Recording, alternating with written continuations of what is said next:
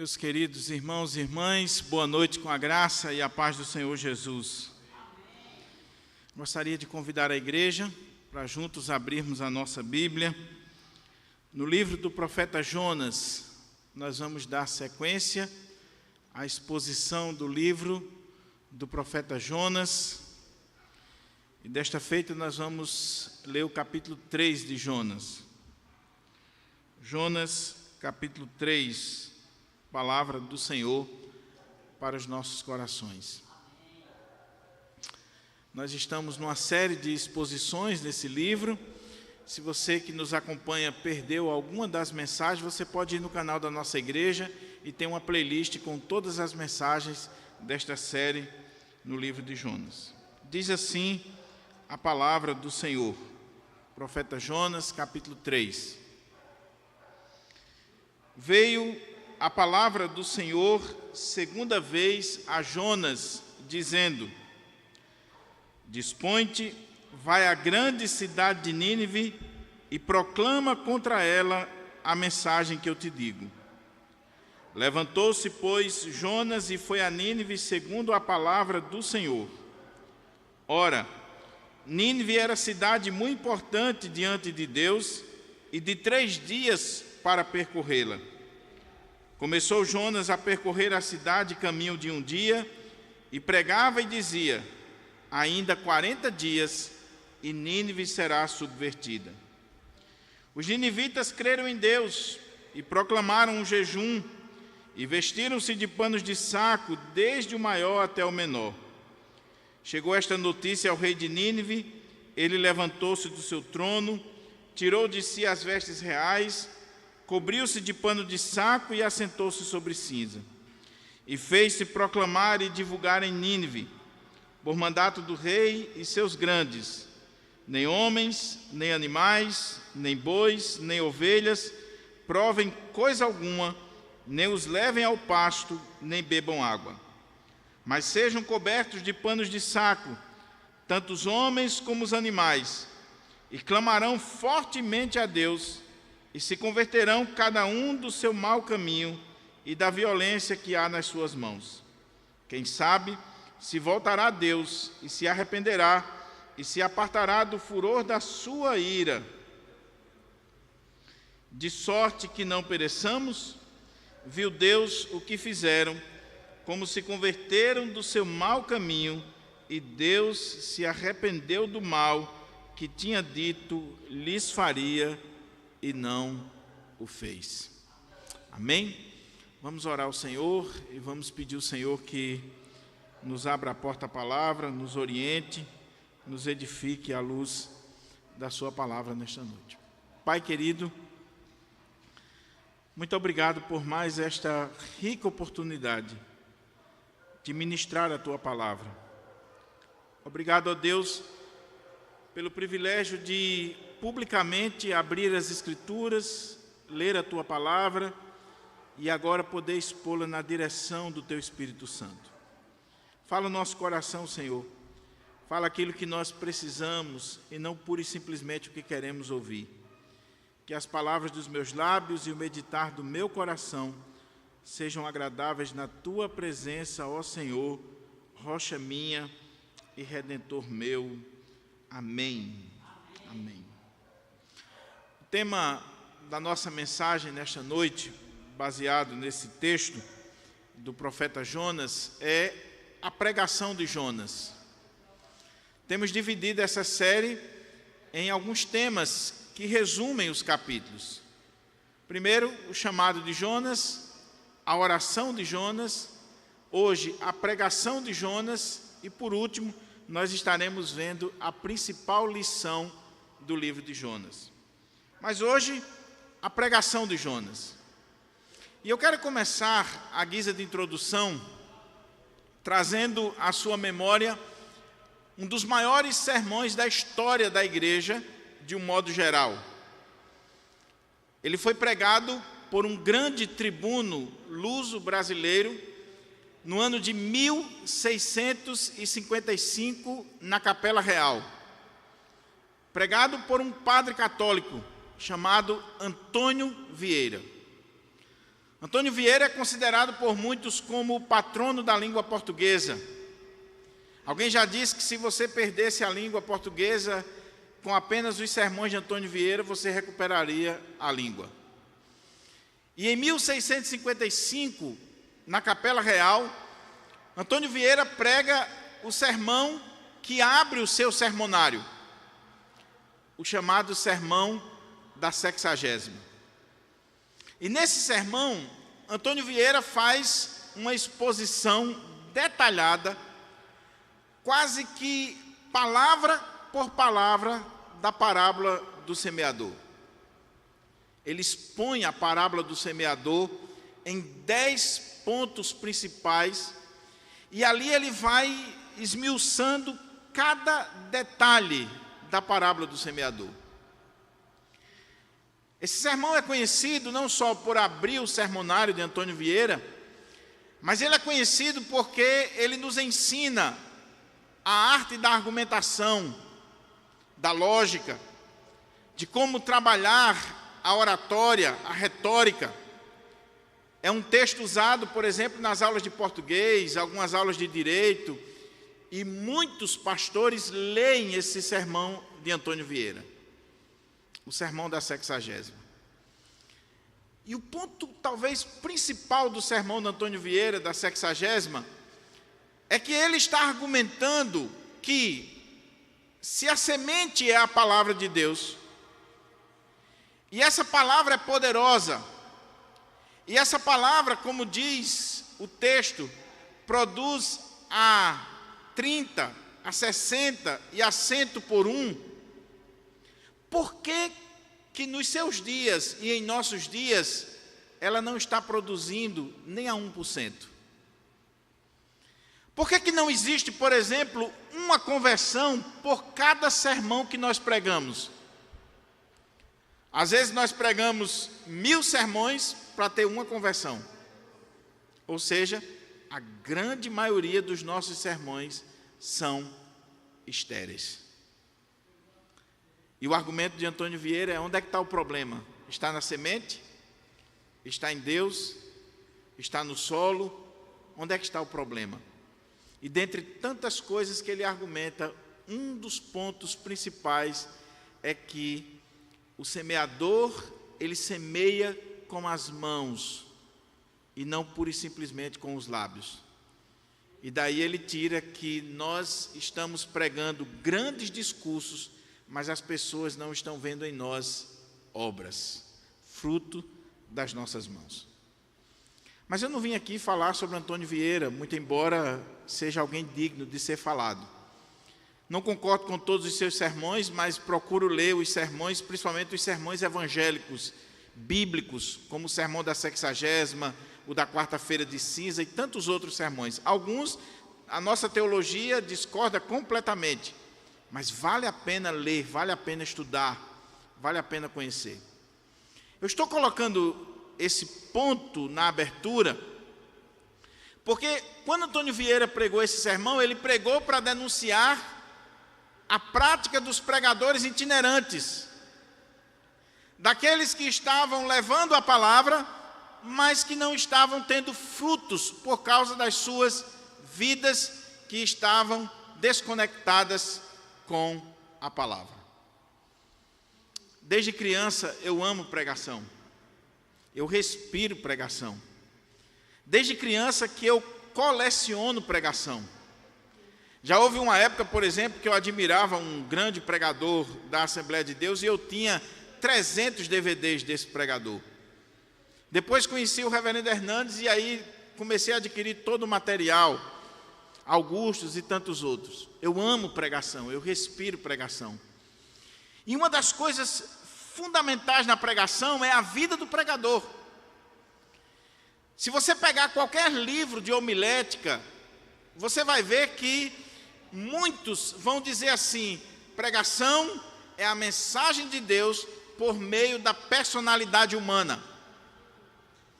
Não tem como separar o pregador da pregação, o mensageiro da mensagem. Muito embora, como alguém já disse de forma muito acertada, a mensagem é maior que o mensageiro. A mensagem sempre será maior que o mensageiro. O mensageiro morre, a mensagem não. O mensageiro passa, a mensagem não. O mensageiro claudica, tropeça, peca. A mensagem é pura, é perfeita, é santa, porque é a palavra de Deus, porque é a semente de Deus, a palavra do Senhor. Então o problema nunca está na mensagem, o problema nunca está na palavra, o problema está no homem, seja naquele que prega, seja naquele que ouve. Mas a palavra de Deus, ela é poderosa. Voltando ao sermão de Antônio Vieira, ele diz que a palavra de Deus é tão poderosa que até nos ambientes mais hostis, como as pedras, como os espinhos, ela produz fruto. Pois bem, quando a gente pensa essas coisas sobre pregação, a gente se volta para o texto que temos diante de nós. Porque esse texto aqui, ele foge à lógica dos tratados de homilética. Esse texto aqui contraria tudo que eu e o reverendo Romeu aprendemos no seminário sobre pregação. Esse texto aqui contraria tudo que você possa estudar nos manuais de homilética ou de pregação pós-moderno. Porque, como eu disse, a pregação ela passa pela personalidade do pregador, mas aqui a personalidade do pregador não fez diferença nenhuma. Os pregadores, eles se preocupam em ter uma vida de oração, ou pelo menos deveria, de estudo da palavra, de comunhão com Deus, de uma vida consagrada, para quando ele abrir a boca e pronunciar a palavra de Deus na sua boca seja verdade. Mas nós estamos diante de um pregador aqui que não se preparou adequadamente, que pregou de forma ranzinza, que pregou um sermão medíocre, um sermão que só tinha 5 palavras na sua língua, 5 palavras, que pregou não num púlpito durante 1 hora, mas pregou correndo numa cidade, atravessando a cidade. E independente do mensageiro, independente das motivações do mensageiro, independente da preparação do mensageiro, independente da pregação do mensageiro, a cidade inteira se converteu. Você já viu isso aqui? Os estudiosos dizem que nós estamos aqui diante do maior avivamento da história da igreja. O maior avivamento. Nós tivemos grandes avivamentos na história. Se você olha para o país de Gales, se você olha para a Inglaterra, para a Escócia, para os Estados Unidos, para a África, você olha na história da igreja e vê que houve grandes avivamentos, grandes ajuntamentos, grandes transformações, fruto da pregação da palavra. Se você olha para o século XX, Billy Graham foi o homem que pregou em mais de 100 países e que foi usado por Deus para pregar para milhares de pessoas. Mas nem mesmo Billy Graham teve o privilégio de ver uma cidade inteira se converter como resultado do seu sermão. Jonas teve. Por isso que Dr. Stuart Olyott, ele diz que Jonas é o missionário mais bem-sucedido que fracassou. Bem-sucedido porque ele pregou um sermão medíocre, ele pregou uma mensagem que meramente ninguém gostaria de pregar, 5 palavras, e o resultado foi estrondoso. Ou seja, Jonas, capítulo 3, foge à lógica dos doutores em homilética, dos especialistas em pregação, foge à lógica de qualquer pastor. Foge à lógica porque qualquer pastor quer ver o povo se converter. Jonas não queria. Qualquer pastor se prepara adequadamente para expor a palavra. Jonas não se preparou. Qualquer pastor vai se arrumar devidamente para estar diante daquele povo. Jonas está correndo, não está nem aí, está suado, não está bem apresentável. Alguns estudiosos chegam a dizer que provavelmente por causa do suco gástrico daquele peixe, Jonas tinha uma pele esbranquecida, escamada. Mas independente da figura do pregador, de qualquer coisa relacionada a ele, a pregação de Jonas produziu resultado. Então, com isso em mente, meus irmãos, vamos olhar para o texto e ver aqui algumas coisas interessantes e tirar lições para a nossa vida. Eu já disse em uma das mensagens anteriores que o livro de Jonas ele tem uma estrutura literária muito interessante. E se você compara, por exemplo, o capítulo 1 com o capítulo 3, você vai ver que existe um paralelismo, existe uma semelhança. Existe aqui, no primeiro chamado de Jonas e nesse segundo chamado de Jonas, coisas que se encaixam perfeitamente e que são semelhantes nos dois chamados.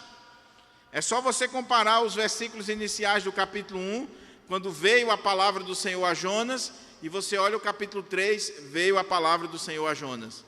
Você olha o capítulo 1, Jonas se dispõe, mas para fugir. Agora Jonas se dispõe para pregar.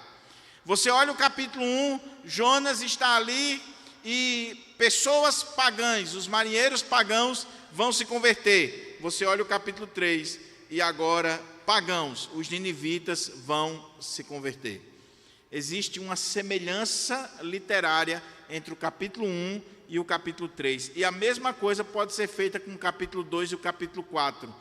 A mesma providência de Deus para trabalhar lições na vida de Jonas no capítulo 2 acontece no capítulo 4. Então essa é a estrutura literária do livro de Jonas. Mas vamos olhar o capítulo 3, que ele está bem dividido e serve homileticamente para nos ajudar. Primeiro, nós vamos ver esse segundo chamado, essa segunda convocação, essa palavra vindo da parte do Senhor para o profeta mais uma vez. Diz assim: veio a palavra do Senhor a Jonas segunda vez. A Jonas, dizendo, veio a palavra do Senhor segunda vez a Jonas, dizendo. Todos os comentaristas que eu li desse texto, e eu li mais de 10 comentaristas, eles destacam um ponto fundamental. Deus é o Deus da segunda chance. Deus é o Deus da segunda oportunidade. Deus é um Deus tão misericordioso, tão bondoso, tão maravilhoso, que Ele nos dá uma segunda chance. E louvado seja o Senhor por isso. Porque veio a palavra do Senhor segunda vez a Jonas. A palavra do Senhor já tinha vindo lá no capítulo 1. E Jonas foi rebelde, recalcitrante, relutante com o seu chamado. Mas Deus não desistiu de Jonas. Deus não desistiu do chamado de Jonas. Deus não desistiu de enviar a sua palavra a Jonas. Sabe por que eu e você estamos aqui nessa noite, meu querido irmão, minha querida irmã? Porque Deus não desistiu de nós. Porque Deus é o Deus da segunda chance, da segunda oportunidade. Deus é aquele que olha para os nossos percalços, para as nossas quedas, para as nossas rebeldias, para a nossa maneira de viver, muitas vezes recalcitrante, abandonando a Ele, não querendo saber dEle, não querendo fazer a obra dEle, e Deus vem uma segunda, uma terceira, uma quarta vez na nossa vida. Louvado seja o Senhor. Veio a palavra do Senhor segunda vez a Jonas, dizendo: dispõe-te, vai à grande cidade de Nínive e proclama contra ela a mensagem que eu te digo. É como se Deus estivesse dizendo assim: Jonas, vamos começar de novo? Vamos zerar aqui? Vamos ver tudo de novo. Você pisou na bola e você viu a consequência. Você viu o que aconteceu. Mas eu sou o Deus da segunda chance, da segunda oportunidade. Então, vamos começar de novo. E vamos começar igualzinho da primeira vez. A palavra vai vir mais uma vez. Eu vou dizer praticamente as mesmas coisas. Dispõe-te, vai à grande cidade de Nínive. Só que se você prestou atenção, entre o primeiro relato e o segundo relato, há uma pequena diferença que faz toda a diferença. Porque no capítulo 1, o texto diz que veio a palavra do Senhor a Jonas, dizendo: vai à grande cidade de Nínive e clama contra ela, porque a sua malícia subiu até mim. Ele deveria clamar contra a cidade por causa da malícia da cidade, da maldade. Mas aqui não é clamar, aqui é proclamar. Há uma mudança. E os estudiosos ficam intrigados, porque no texto hebraico é apenas uma partículazinha que muda a palavra. E aí os estudiosos dizem: qual seria a diferença entre clamar contra a cidade e proclamar a palavra? Jonas está sendo convocado para proclamar não o que ele pensa, não o que ele acha, não o que ele entende, não o seu nacionalismo judaico ou israelita. Jonas está sendo chamado para proclamar contra ela o que o Senhor disse, a palavra do Senhor. Em outras palavras, o que Deus está dizendo para Jonas é: Jonas, vamos começar de novo. E nesse começar de novo, você não deve esquecer que você não vai a Nínive para falar a sua palavra, para pregar a sua ideologia, para pregar o seu nacionalismo. Você vai a Nínive para proclamar o que eu te disser. Ou, como algumas versões, e há uma discussão também sobre isso, esse texto é um texto muito polêmico: o que eu te disse, a palavra que eu te disse. Oh, meus irmãos, como eu disse, a mensagem sempre será maior do que o mensageiro. Nós não criamos a mensagem, nós apenas proclamamos, nós apenas levamos a palavra de Deus. O pastor, o pregador, ele não idealiza, ele não cria, ele não fica pensando o que é que ele vai dizer. Ele tem que pensar o que Deus quer dizer para a igreja do Senhor. A palavra não é minha, a palavra não é do pregador, a palavra é de Deus, e nós somos chamados para proclamar a palavra de Deus, somente a palavra de Deus. E eu gosto muito quando o pastor Hernandes, nas suas palestras sobre pregação expositiva, e ele já ministrou aqui na nossa igreja pelo menos umas 2 vezes, quando ele diz assim: Deus não tem nenhum compromisso com a palavra do pregador. A palavra que tem a promessa de não voltar vazia não é a palavra do pregador, é a palavra de Deus. A palavra do pregador, ela só tem algum peso, alguma autoridade quando ele está proclamando a palavra de Deus, quando ele está dizendo: assim diz o Senhor. E é isso que Deus está dizendo aqui para Jonas. Veio a palavra do Senhor segunda vez a Jonas dizendo: dispõe-te, Jonas, vai à grande cidade de Nínive e proclama. Seja um arauto, seja um proclamador, seja alguém que vai falar a mensagem do Rei dos Reis, a mensagem que eu te digo. Oh, meus irmãos, como isso é importante para figuras como eu, como o pastor Romeu, ministros da palavra, para você que prega, para você que está ouvindo. Nós precisamos conhecer a palavra, nós precisamos meditar na palavra, se aprofundar na palavra, para quando subirmos no púlpito, termos a consciência de que estamos proclamando a palavra de Deus. Nós não somos chamados para proclamar a igreja presbiteriana, para proclamar o que Calvino disse, o que Lutero disse, o que Antônio Vieira disse, o que fulano de tal disse. Nós proclamamos o que o Senhor disse. O que o Senhor disse. Agora veja que esse texto ele é emblemático, porque ele coloca diante de nós algumas coisas que não pode passar desapercebido. Diz: veio a palavra do Senhor segunda vez a Jonas, dizendo: dispõe-te, vai à grande cidade. Guarde isso, a grande cidade. Várias vezes no livro de Jonas há esse destaque, a grande cidade, a grande cidade. Mas vai aparecer outra curiosidade aqui interessante.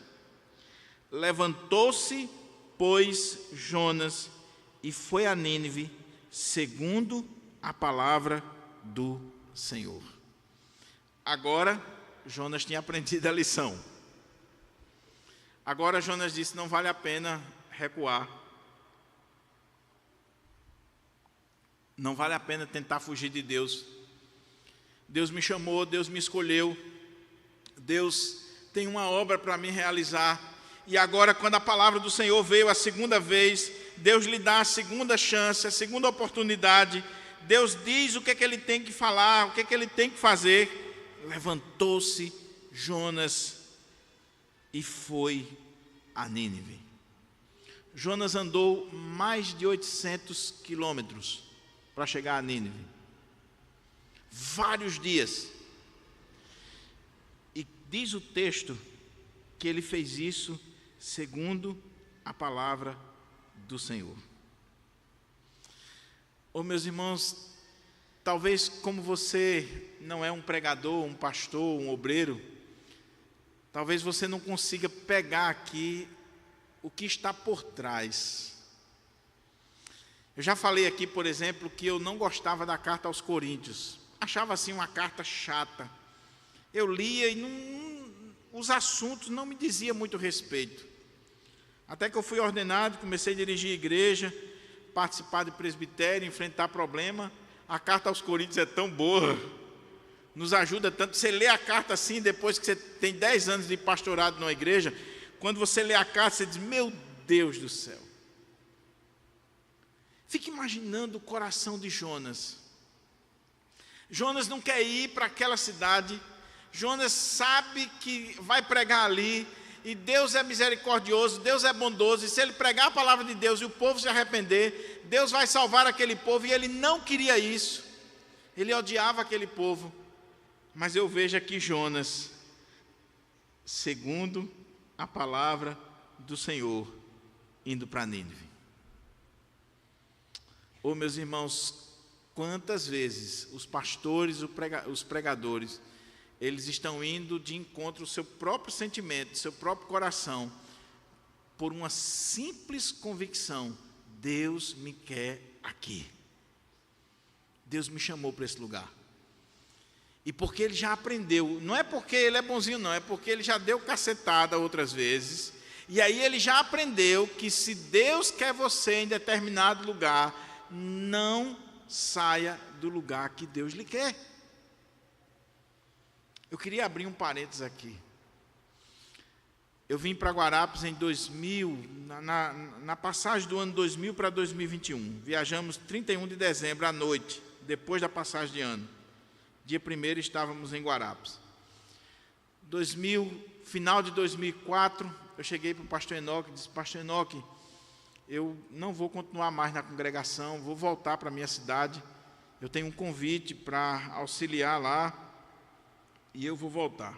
E pastor Enoque, com aquela sabedoria, aquele jeito dele, disse: alguém lhe convidou? Eu disse: foi, pastor.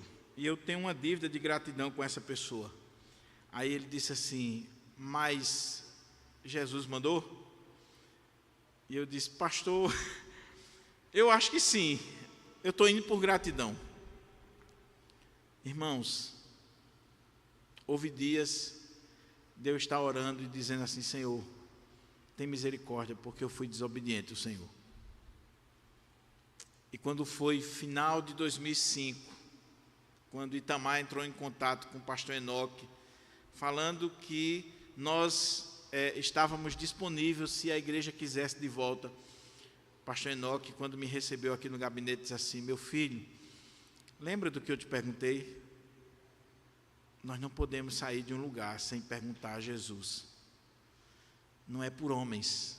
Às vezes os homens chamam, na melhor das intenções, achando que vai nos ajudar. Mas você só pode ir se Jesus mandou. E aí pastor Enoque disse: venha para o lugar de onde você nunca deveria ter saído, enquanto Deus não determinasse. Eu aprendi. Aprendi a duras penas. Então eu vejo isso em Jonas. Irmão, não queira saber do coração de Jonas aqui não. O coração de Jonas nessa caminhada, alguns dizem que talvez duraria 40 dias. Jonas caminhando, indo para Nínive. Imagina o coração de Jonas. Jonas não estava indo para a catedral, Jonas não estava indo para uma mega igreja, Jonas não estava indo pregar num congresso renomado, no Consciência Cristã. Jonas estava indo pregar numa cidade que ele não queria. Mas ele foi segundo a palavra do Senhor. Ele está vivendo de acordo e na direção da palavra do Senhor. E nós precisamos aprender isso. Seja o pastor, seja o médico, seja o engenheiro, seja o motorista de ônibus, você tem que entender que está ali por causa da palavra do Senhor, do chamado, da vocação, porque Deus te colocou ali, porque Deus te quer ali. Vá, mesmo que o coração, os sentimentos, as emoções estejam dizendo o contrário, mas faça a obra de Deus. Jonas está fazendo. Agora diz o texto aqui uma curiosidade, segundo a palavra do Senhor. Ora, Nínive era cidade, agora olha a expressão que a nossa versão atualizada colocou, para poder descrever o que está no hebraico. Muito importante diante de Deus, e de 3 dias para percorrê-la. Tem 2 coisas aqui curiosíssimas que eu estava pesquisando agora à tarde, dando uma revisada, e me chamou muita atenção. Primeiro, se você olha o livro de Jonas, você vai ver que o livro de Jonas sempre coloca cidade grande, a grande cidade. E agora está dizendo a cidade muito importante, não só diante dos homens, diante de Deus. E que importância é essa? No que reside a importância dessa cidade? Olhando do ponto de vista meramente humano, essa cidade era importante por causa do seu tamanho. Era uma cidade imensa. Alguns chegam a dizer que ela poderia ter, naquela época, em torno de 600 mil habitantes, entre 600 a 800 mil habitantes. É uma cidade como a de Natal. Isso há mais de 2000 anos atrás. Segunda coisa, era importante por causa do povo que estava ali. É o maior império da época. Um império guerreiro, expansionista, um exército poderosíssimo. Era importante por causa das suas muralhas. Os estudiosos dizem, não sei se é verdade, mas que as muralhas de Nínive era tão grande e tão larga, a ponto de, na muralha de Nínive, poder correr 3 carruagens paralelamente. Era um império poderosíssimo, capital da Assíria. Mas veja que o texto não diz que ela é importante pura e simplesmente para os homens, por causa da sua grandeza, do seu exército, da sua economia. Diz que ela é importante para Deus. E Deus não vê como vê o homem. Deus não está olhando para as muralhas, Deus não está olhando para o poder bélico, Deus não está olhando para o poder econômico, Deus está olhando para as vidas, para as pessoas que estão ali. E é isso que ele vai dizer no final do livro. Acaso não iria eu ter compaixão desta grande cidade? que tem aí 120 mil pessoas que não sabem discernir entre a mão direita e a mão esquerda, e quase que unanimemente os comentaristas entendem que está fazendo referência só às crianças, 120 mil crianças. E dos animais? Nínive era uma cidade grande, importantíssima, e o texto diz, muito importante diante de Deus. Meus irmãos, Natal é importante diante de Deus. Rio Grande do Sul é importante diante de Deus. O Brasil como um todo é muito importante diante de Deus. A África, o mundo inteiro, as pessoas, não interessa a cor, a raça, as etnias. Não interessa, meus irmãos. Nós precisamos valorizar aquilo que Deus valoriza, que é o ser humano que Ele criou, a sua imagem e semelhança. Muito importante. Agora o texto diz algo ainda, e de 3 dias para percorrê-la. Aqui tem uma coisa que alguns comentaristas destacam, curiosidade, que se você prestar atenção, por que será que o texto dá esse destaque de 3 dias para percorrê-la? Numa leitura natural, simples, de acordo com a nossa exegese reformada, que é a gramática histórica, é claro que ele está descrevendo aqui o tamanho da cidade. Era uma cidade que, para você percorrer de uma ponta a outra de pé, você levava 3 dias, para você alcançar de uma extremidade à outra da cidade. Imagine você querer percorrer Natal a pé, de uma ponta a outra. Nínive era tão grande que ela poderia ser percorrida somente com 3 dias. Há uma discussão entre os estudiosos se era a questão da circunferência, eu não quero entrar nesses detalhes. Mas aqui tem algo curioso. Jonas passou 3 dias no ventre do peixe, que é algo escatológico e tipológico da ressurreição de Jesus. E Nínive é a cidade de 3 dias para percorrê-lo. Isso leva alguns estudiosos a dizer que, tipologicamente, Nínive era o monstro de Jonas. Nínive era essa cidade grande, essa cidade importante, essa cidade magnífica, que assim como o peixe era um monstro para Jonas, Nínive era um monstro para Jonas. Sabe por quê? Jonas sabia muito bem o que lhe aguardava ali. Os assírios não eram brincadeira. Quando eles pegavam as pessoas que eles lutavam, os prisioneiros, eles vazavam os olhos, eles tiravam a pele, eles toravam as mãos, eles trituravam as pessoas e colocavam aos montes, que era para ficar à vista. Jonas sabia muito bem que aquela grande cidade, a capital, era um monstro para ele. O que aguardava ele ali era a morte. Ele sabia que quando ele chegasse ali proclamando para aquele povo idólatra, pagão, a palavra de Deus, aquele povo poderia se revoltar e aquele povo passaria ele ao fio da espada, mas sem antes eles iriam massacrá-lo, torturá-lo. Eles iriam arrancar suas mãos, seus olhos, eles iriam arrancar o pelo cabeludo da sua cabeça, eles iriam fazer atrocidades com ele. Ele sabia disso.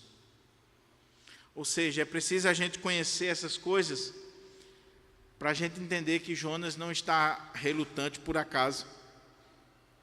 Jonas não está sem querer ir pregar em Nínive porque ele é ruim, pura e simplesmente. É porque ele sabe o que o aguarda em Nínive. Mas olha o que o texto diz. Começou Jonas a percorrer a cidade caminho de um dia, e pregava e dizia: ainda 40 dias e Nínive será subvertida. Aqui é onde está, assim, talvez uma das maiores ironias do livro. Porque, como eu disse na introdução, irmãos, nós vemos aqui um pregador improvável, que foge às regras da homilética, da oratória, da retórica. Jonas começa a pregar numa cidade que era 3 dias para percorrer, ele faz em 1 dia. Esse cara estava bom, estava um atleta, não estava não? Correndo. Não sei se com medo, não sei se a raiva, o texto não diz, mas diz que começou Jonas a percorrer a cidade caminho de 1 dia, e pregava e dizia: ainda 40 dias e Nínive será subvertida. Ainda 40 dias e Nínive será subvertida. Ainda 40 dias e Nínive será destruída. Era essa a mensagem, era essa a proclamação. Um sermão de 5 palavras. Um sermão que só traz desgraça. Um sermão que não fala do amor de Deus. Um sermão que não fala da misericórdia de Deus, do perdão de Deus, da graça. Um sermão que só diz: dentro de 40 dias, Nínive será subvertida. Meus irmãos, nós vemos aqui um pregador que está pregando irado. Nós vemos aqui um pregador que está pregando sem a motivação correta, sem a preparação correta, sem ser a mensagem correta. Porque a mensagem verdadeira, ela deve mostrar a lei, mas ela deve mostrar também a graça. Ela deve mostrar o juízo, mas ela deve mostrar também o amor, a misericórdia, o perdão de Deus.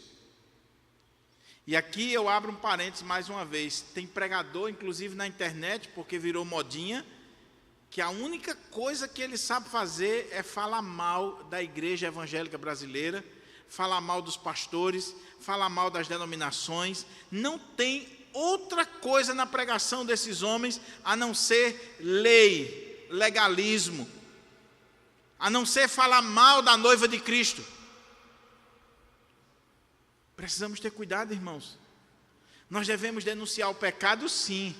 Nós devemos pregar a lei, sim. O juízo, sim. Mas nunca esquecer de mostrar a graça, de apontar para a cruz, de apontar para Cristo. Porque nós não somos proclamadores do caos. Nós somos proclamadores da graça de Deus, do cosmo, da nova criação, do novo céu, da nova terra, do evangelho de Jesus Cristo. Tem muita coisa errada na igreja evangélica brasileira? Sim. Mas por que eu vou dar ênfase aos erros? Eu preciso mostrar a graça, a misericórdia e o amor de Deus. E uma vez eu dizia para uma pessoa aqui da igreja que idolatra um pregador, desses pregadores aí, bem legalistas, bem fervorosos nesse sentido da crítica, eu disse assim: você queria que ele fosse seu pastor? Que ele pregasse para você 24 horas assim? Que é muito fácil você bater palma para alguém que está expondo e espancando a igreja, a noiva de Cristo. É muito fácil. Jonas proclamou juízo, destruição. Jonas está pregando com a motivação errada. Jonas está correndo. Jonas está fazendo aquilo que nenhum pregador deve fazer no seu ministério: pregar um sermão medíocre, pregar com a motivação errada, pregar usando métodos errados, como ele fez aqui. Mas, para nossa surpresa, quando a gente fecha essa primeira parte do capítulo, que fala do chamado de Jonas, dessa segunda chance que Deus está dando para Jonas, da pregação de Jonas, a segunda parte do capítulo mostra o arrependimento dos ninivitas. Os ninivitas creram em Deus.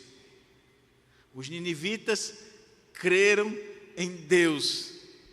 Apesar de Jonas, apesar do sermão de Jonas, apesar das motivações de Jonas, dos métodos de Jonas, a semente da palavra de Deus produziu resultado na vida dos ninivitas. Os ninivitas creram em Deus. Creram em Deus. Sabe por quê, meu querido? Porque a palavra de Deus, ela não depende de mim, de você, ela não depende de nós. Ela é poderosa em si mesma, ela não volta vazia. Certa feita, eu fui indagado sobre uma questão teológica que eu passei um tempo pensando. Com certeza você já deve ter pensado sobre isso. Quantos pastores que passam 10, 15, 20 anos pregando em pecado, em adultério, em outras coisas? E aí ele faz o convite, as pessoas vêm à frente, se convertem. Ele prega e a coisa acontece. E daqui a pouco, quando você descobre o escândalo, as pessoas dizem assim: meu Deus, mas ele pregava e a coisa acontecia. É porque a eficácia da pregação não está necessariamente no pregador, meu irmão. Aquilo ali é juízo de Deus para a própria vida dele. Ali a misericórdia de Deus dizendo assim: se converta, mude. Porque vai chegar um momento que Deus também não vai mais agir e Deus vai punir, vai expor aquele pregador. Eu lembro que uma vez eu ouvi uma pregação do pastor Silas Malafaia, ele dizendo que um colega dele pregava divinamente, um homem usado por Deus, um pregador extraordinário, mas que vivia uma vida dupla, descia do púlpito e vivia uma vida de práticas sexuais contrárias à palavra de Deus. E aí foi exortado, mas não mudava. E o argumento é: mas Deus está me usando, Deus está agindo, Deus está fazendo. Até que um dia, esse camarada foi descoberto morto, com um punhal cravado com a Bíblia no seu peito. Não brinque com Deus. O fato de Deus estar nos usando é graça, é misericórdia, é favor imerecido. O fato de ter gente se convertendo no nosso ministério é pura graça, é obra de Deus. Ai do pastor que cair na ilusão de dizer assim: está acontecendo por causa de mim. Ai do pastor que cai nisso. Não depende de nós. Pelo contrário, o que a gente faz muitas vezes é atrapalhar. A gente precisa, meus irmãos, cada vez mais, aqui em Pirangi, eu e o pastor Romeu, diminuir para que Jesus apareça para vocês. A gente precisa diminuir para que o Evangelho faça efeito na vida de vocês. É o que Paulo diz na segunda carta, que nós devemos morrer. Nós somos como esse vaso de barro que precisa ser quebrado para que o tesouro do Evangelho se manifeste na igreja. Mas tem pastor não, que ele se coloca no pedestal. Ele acha que a igreja está crescendo, que as coisas estão acontecendo por causa dele. Meu querido, não pensa assim não. Apesar de Jonas, os ninivitas creram em Deus. Apesar de mim, apesar de Romeu, apesar de tantos outros, as pessoas creem em Deus. John Stott diz que a pregação é um milagre duplo. Por que um milagre duplo? Ele diz que o primeiro milagre é o Deus santo, justo, todo-poderoso, bom, perfeito, usar um miserável como eu, que não sou nada disso.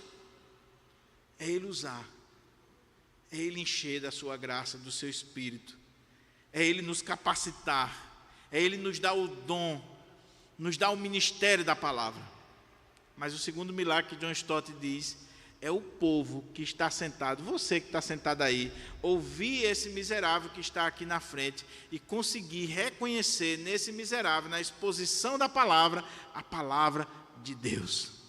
É um milagre duplo. Irmãos, aquele povo creu em Deus E o pregador era o pior que tinha, que não os amava, que não queria a sua conversão, que não queria ver aquele povo transformado, que odiava aquele povo. Mas houve um milagre ali, o milagre do Evangelho, que quando Jonas saiu proclamando naquela cidade, e as pessoas foram falando umas para as outras, e aquilo foi caminhando nas ruas, nos becos, nas vielas, entre os soldados, chegou ao rei. E quando chegou no rei, o rei assentou-se em pano de saco e cinza, se arrependeu. Olha como é que diz o texto. Os ninivitas creram em Deus e proclamaram jejum, e vestiram-se de pano de saco, desde o maior até o menor. Chegou esta notícia ao rei de Nínive. Ele levantou-se do seu trono, tirou de si as vestes reais, cobriu-se de pano de saco e assentou-se sobre cinza. E fez-se proclamar e divulgar em Nínive, por mandato do rei e seus grandes, nem homens, nem animais, nem bois, nem ovelhas provem coisa alguma, nem os levem ao pasto, nem bebam água, mas sejam cobertos de pano de saco, tanto os homens como os animais, e clamarão fortemente a Deus, e se converterão cada um do seu mau caminho e da violência que há nas suas mãos. Quem sabe se voltará a Deus e se arrependerá, e se apartará do furor da sua ira, de sorte que não pereçamos?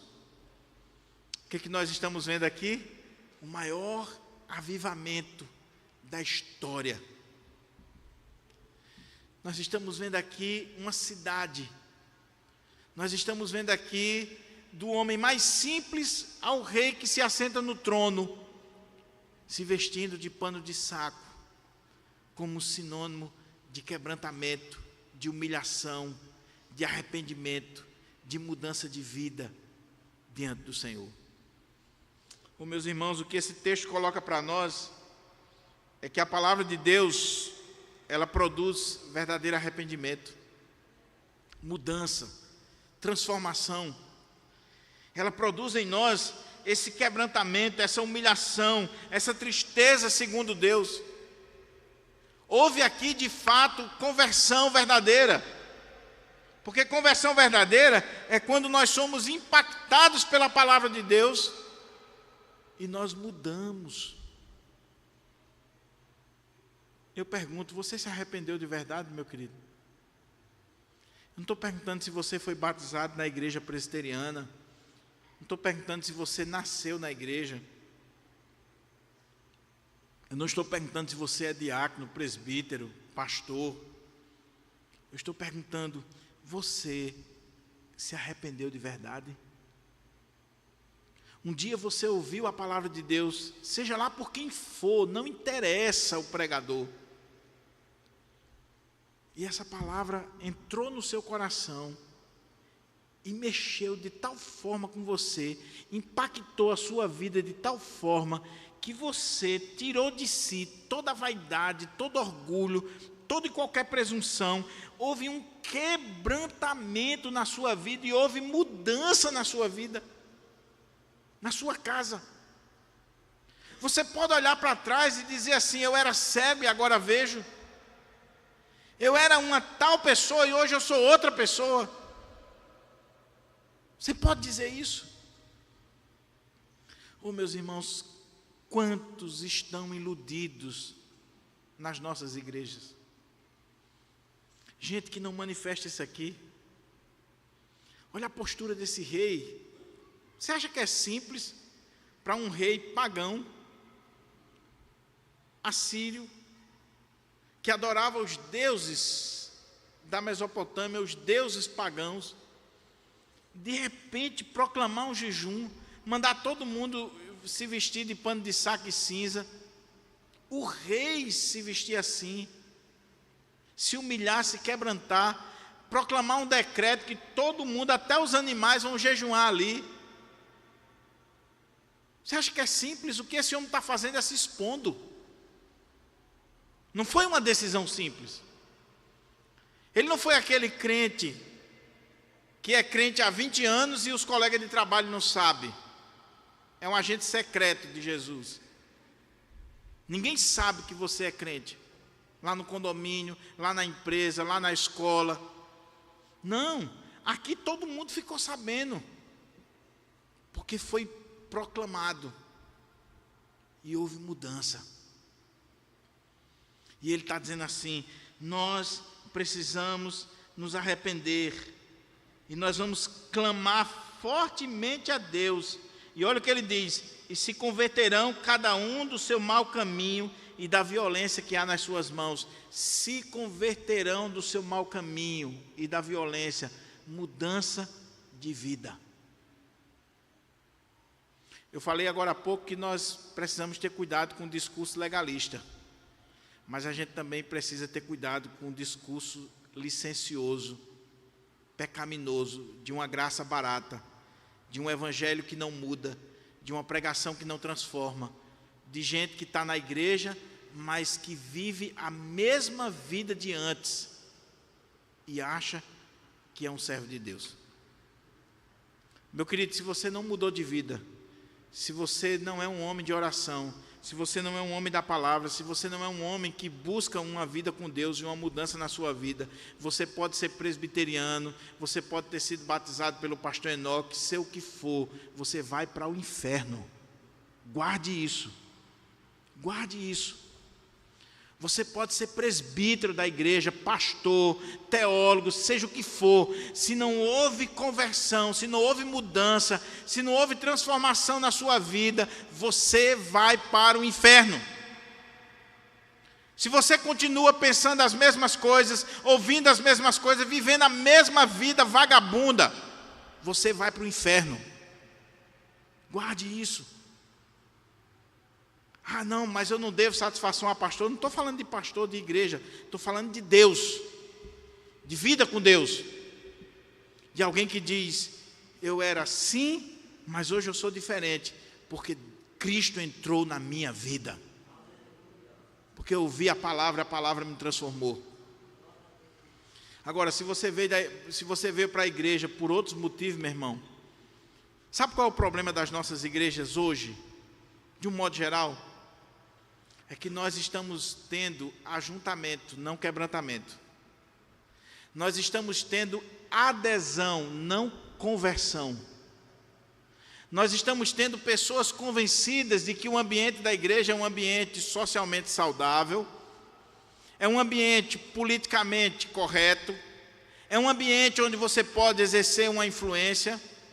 E aí a pessoa vem para a igreja, se torna membro, se torna liderança, mas nunca teve um encontro com Cristo, meu irmão. Nunca foi transformado pela palavra de Deus. E o pior é quando esses miseráveis filhos do capeta chegam na liderança da igreja. Porque o diabo coloca exatamente lá para destruir a igreja. E aí, como ele não tem compromisso com a palavra, como ele não tem compromisso com Deus, como ele não tem uma vida transformada, ele vai ser pedra de empecilho na casa do Senhor. Mas eu queria que você saísse daqui nessa noite perguntando assim: será que aconteceu comigo o que aconteceu aqui com esses homens? Meus irmãos, nós estamos precisando de mais testemunhos assim. Porque os testemunhos de hoje, eu fui para a igreja e minha vida mudou. Mudou o quê? Hoje eu tenho um carro, eu tenho uma casa, eu era solteiro, casei, eu sou isso. Não, meu irmão, os testemunhos do passado era: eu era um miserável, pobre, perdido, pecador, mas Jesus já transformou as minhas trevas em luz. Ele mudou minha vida. Aqui nós vemos a conversão desse povo. E aí veja que ele está dizendo: vamos se converter dos nossos maus caminhos, da violência nas nossas mãos, vamos clamar a Deus, vamos cada um, as famílias, as crianças, até os animais. Fez me lembrar aqui quando Ormando se converteu, né, Carminha? Que Ormando chegou em casa, depois que ouviu a palavra do Senhor, e tomou a decisão, e chegou em casa e disse: Carminha, agora eu sou crente e todo mundo aqui em casa também. Glória a Deus. Está na igreja até hoje, todo mundo. Meus irmãos, veja que transformação. Agora, veja como a luz do Evangelho chegou ali, reverendo Romeu. Aquele rei, ele não está se convertendo por causa da destruição da cidade, pura e simplesmente. Ele diz assim: quem sabe se voltará a Deus, se arrependerá e se apartará do furor da sua ira, de sorte que não pereçamos? O que ele está dizendo é: gente, vamos se converter, vamos mudar de vida, vamos buscar o Senhor, vamos estar na presença do Senhor. Quem sabe ele vai mudar, mas pode não mudar. Ou seja, houve conversão sincera. Nós podemos até pagar pelos nossos pecados, mas vamos clamar, vamos falar com Deus.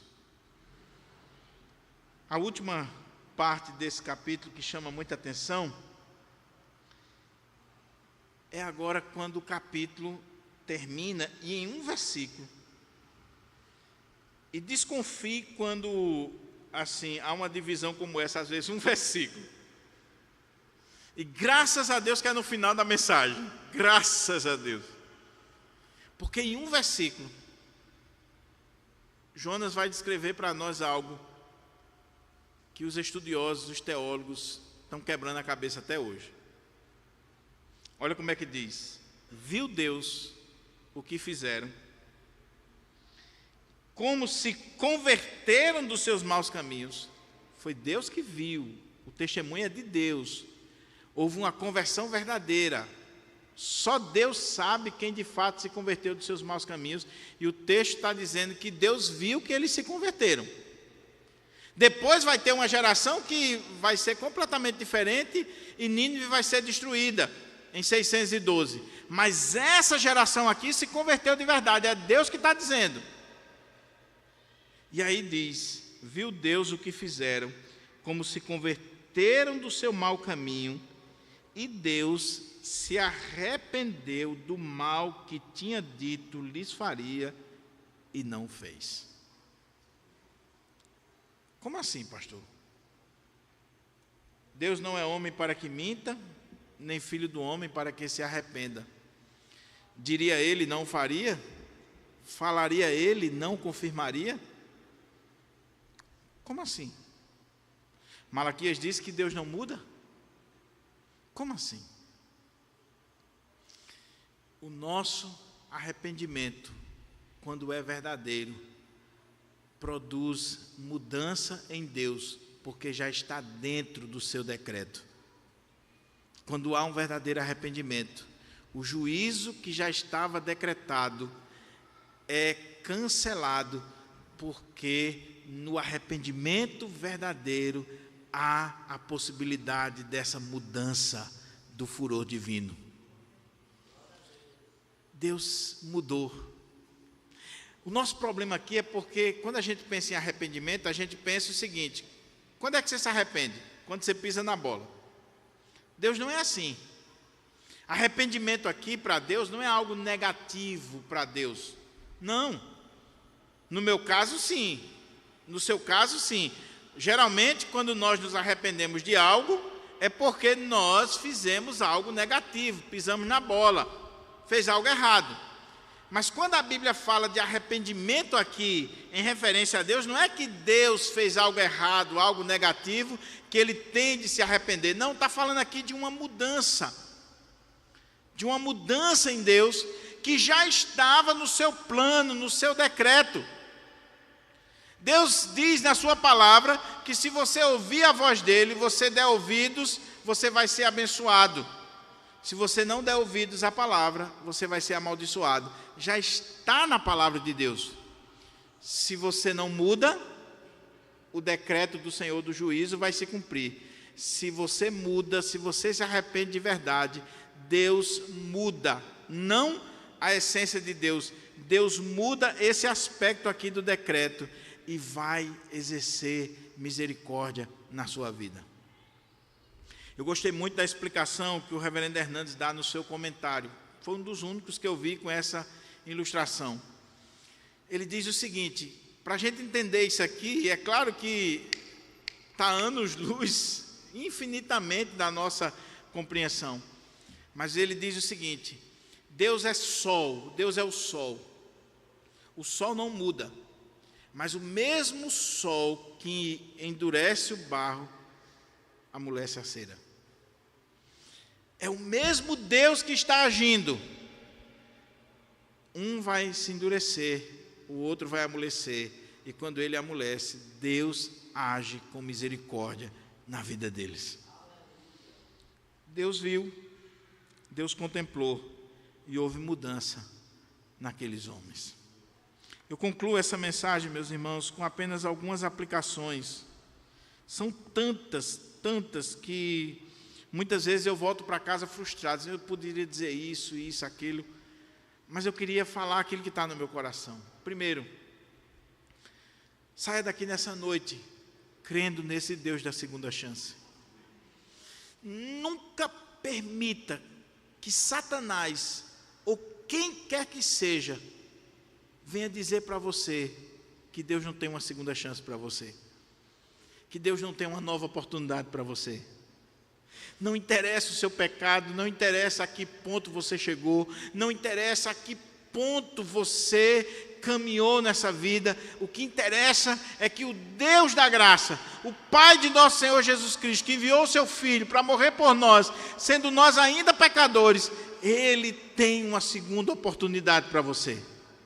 Você que está assistindo, Deus tem uma segunda oportunidade para você. Não desista de viver, não abra mão da sua vida. Deus tem uma segunda oportunidade para você.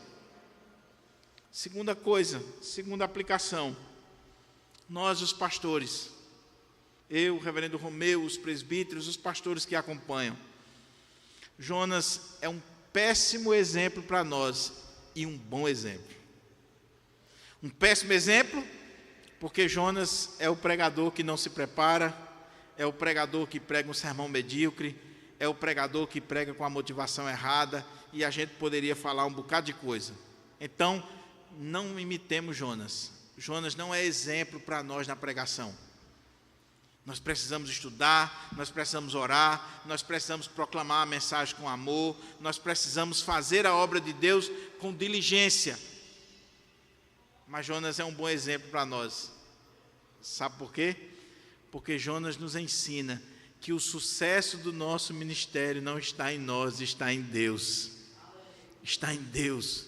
E se Deus está abençoando o nosso ministério, se vidas estão se convertendo, se pessoas estão chegando e compondo a igreja do Senhor, nós venhamos a botar a boca no pó e agradecer a Deus, porque apesar de nós, Deus está dando sucesso ao nosso ministério. É Deus, a glória é dEle, é para Ele e não para nós.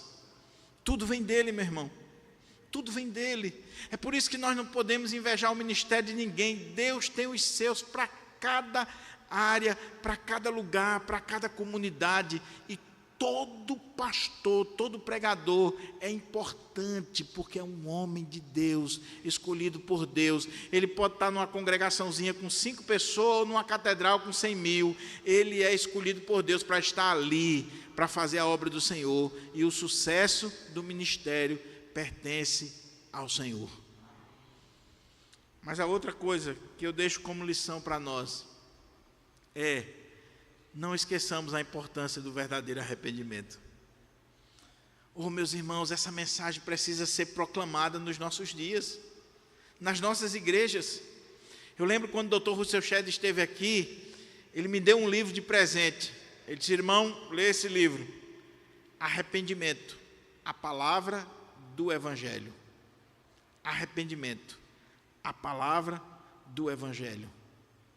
Nós precisamos pregar arrependimento, conversão, mudança de vida.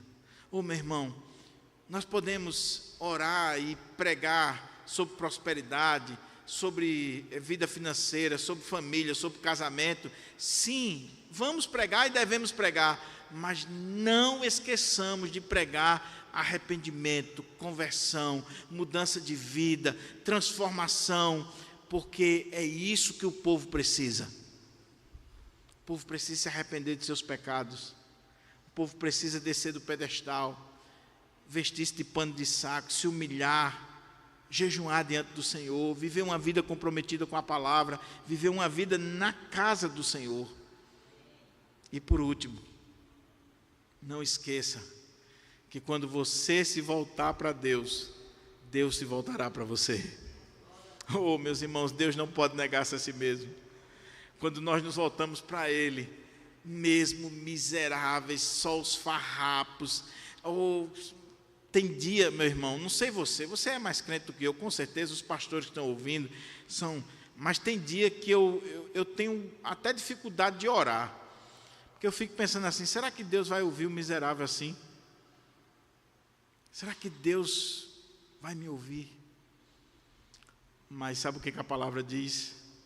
É que Ele enviou o seu Filho para morrer por nós, sendo nós ainda pecadores. Se você se voltar para Deus, se você se quebrantar, se você se arrepender dos seus pecados, se converter dos seus maus caminhos, Deus vai abençoar você, Deus vai perdoar você, Deus vai mudar a sua vida, Deus vai mudar a sua história. Talvez tenha um pastor ouvindo essa mensagem, sendo alcançado por essa mensagem. Meu irmão, talvez você seja um Jonas, assim como eu muitas vezes já fui, e você pisou na bola, e você até perdeu o ministério por um momento. Volte-se para Deus, Deus se voltará para você, Deus tem restauração para você e para a sua vida. Volte-se para Deus, e Deus se voltará para você. Que Deus nos ajude, que Deus aplique a sua palavra no nosso coração, que a pregação de Jonas, que está sendo proclamada aqui nessa noite, possa mudar a nossa vida, em nome de Jesus. Vamos orar? Convido o reverendo Romeu, o liturgo, para orar e encerrar o culto, em nome de Jesus.